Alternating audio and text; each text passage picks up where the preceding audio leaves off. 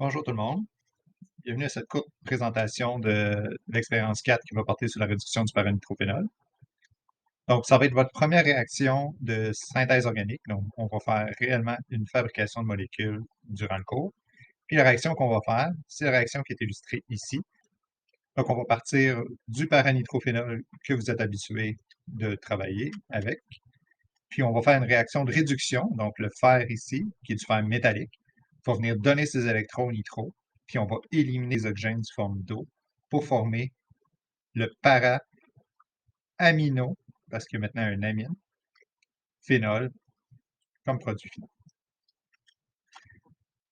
Donc, on va commencer par regarder rapidement c'est quoi le protocole de notre expérience. Donc, pour commencer, ici, vous allez faire, comme d'habitude, peser du paranitrophénol, mais cette fois-ci, on va en peser 1 gramme, puis on va le dissoudre dans l'éthanol plutôt que de le dissoudre dans l'eau. Ça devrait être beaucoup plus soluble, donc il n'y aura pas besoin de chauffage pour le dissoudre. Puis cette fois-ci, on va le dissoudre dans un ballon à fond rond, donc les ballons qu'on utilise pour les réactions. Puis, vous allez mettre aussi dans votre éthanol puis votre solution un bord magnétique pour votre agitation. Parallèlement à ça, vous allez peser 2 équivalents de chlorure d'ammonium, du NH4Cl, puis vous allez dissoudre ce chlorure d'ammonium-là dans 5 ml d'eau dans un petit bécher pour rajouter éventuellement votre réaction. Aussi, vous allez peser 5 équivalents de fer en poudre. Puis quand vous allez avoir pesé ça, bien, vous allez rajouter votre solution de NH4Cl, puis votre fer en poudre avec votre solution. Puis vous allez rajouter ici un bain d'eau que vous allez chauffer avec votre plaque chauffante.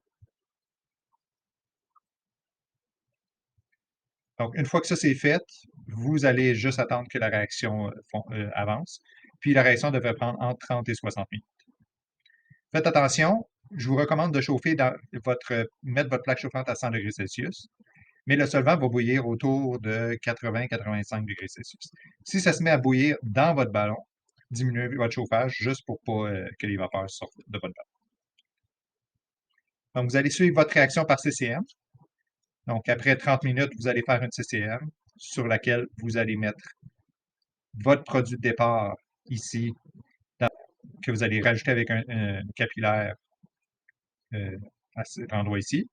Vous allez mettre une goutte de votre réaction sur ce point-là, puis vous allez mettre les deux, donc le produit de départ et la réaction, ici sur ce qu'on appelle le cold spot. Puis vous allez mettre ça dans votre chambre à élution pour faire éluer votre solvant, puis obtenir une séparation entre votre produit de départ puis votre produit de réaction. Donc, ça devrait vous donner quelque chose qui a l'air de ça arriver quand votre réaction va être terminée. Donc, on utilise un grand excès de fer, puis cet excès de fer-là, ici, ne va pas réagir au complet. Ce qui fait que quand la réaction va être terminée, on va avoir une grosse boue noire qui va être dans le fond, dans le ballon, qui va être l'excédent de fer. Donc, pour s'en débarrasser, on va filtrer sur un entonnoir Buckner, comme on a fait déjà. Donc, ceux qui ne se souviennent pas c'est quoi un entonnoir Buckner, c'est un entonnoir cylindrique avec au fond des trous pour laisser passer le liquide. Vous allez mettre un papier filtre que vous allez avoir mouillé, puis vous allez mettre cet entonnoir Buckner-là, ici, sur un système de filtration à vide avec un RLNR à vide. Puis là, vous allez rajouter votre mélange réactionnel dedans, plus 100 ml d'eau pour bien rincer puis enlever tous les composés qui sont solubles. Puis vous allez aussi rajouter après 100 ml d'un solvant qu'on appelle l'acétate d'éthyle qui va venir dissoudre les composés organiques. Donc, dans votre Erlen, ici, vous allez avoir deux phases qui vont être mélangées ensemble. Puis vous allez les séparer avec une ampoule à extraction. Vous allez récupérer la phase organique et la phase aqueuse, que puis vous allez remettre la phase aqueuse dans votre ampoule, puis vous allez faire deux autres extractions avec 100 ml d'acétate d'éthyle.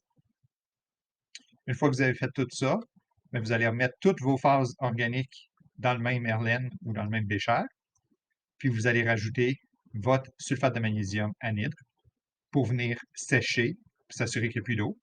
Puis ensuite, vous filtrez par gravité le FGSO4 et vous évaporez. vous allez obtenir le produit brut.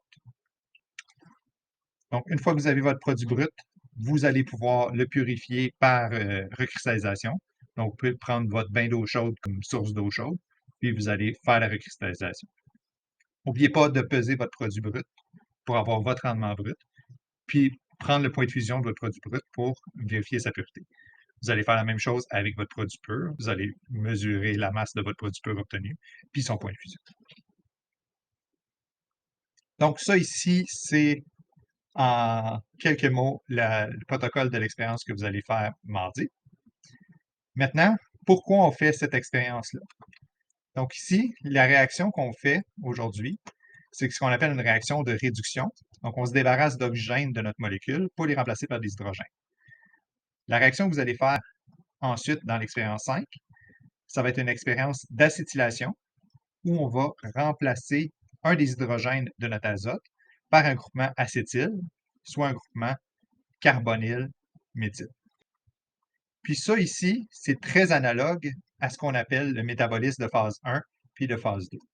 Donc, si ça ressemble au mécanisme, aux réactions de métabolisme de phase 1, ça ici, ça ressemble aux réactions possibles dans les réactions métaboliques de phase 2.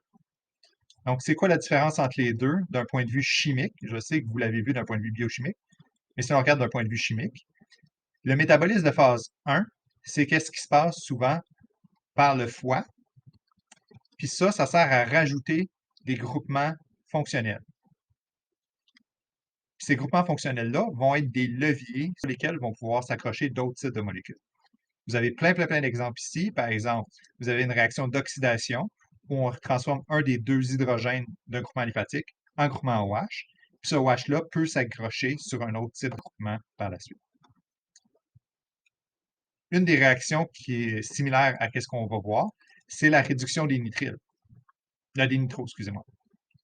Les nitros peuvent se faire réduire en amine par les nitroréductases, une classe d'enzymes qui sert à faire cette transformation-là.